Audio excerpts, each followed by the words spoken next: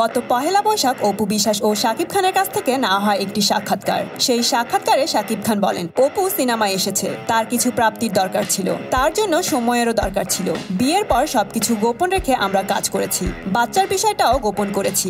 আমাদের দেশের সমাজ ব্যবস্থা যেরকম, তাতে অনেকেই হয়তো মনে করবেন শাকিব খান এত বড় সুপারস্টার, তার স্ত্রীকে কেন অভিনয় করতে হবে।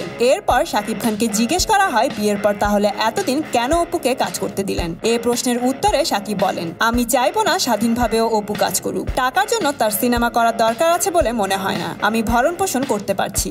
এরপর এই বিষয়ে অপু বিশ্বাসকে জিজ্ঞেস করা হলে তিনি বলেন, আমার আর কিছুই বলার নেই, শাকিব যা চেয়েছে আমি সব সময় তাই করেছি। সংসারে মতবিরোধ করে তো আর ভালো থাকা যায় না, তবে যেসব ছবি আটকে আছে সেসবের কাজ ঠিক করে দিলে ঠিক আছে। আমার বাচ্চা যেহেতু অনেক ছোট, আমিও বাচ্চার ভালোটাই চাই। বন্ধুরা, শাকিব অপুর কথা শুনে মনে হচ্ছে আর কোনো নতুন সিনেমায় দেখা যাবে না অপু বিশ্বাসকে। এই ব্যাপারে আপনাদের কি মতামত কমেন্ট করে জানিয়ে দিন। আর হ্যাঁ, সেলিব্রিটিদের এমন লেটেস্ট আপডেট পেতে এখনই সাবস্ক্রাইব করুন স্টার গল্প চ্যানেলে।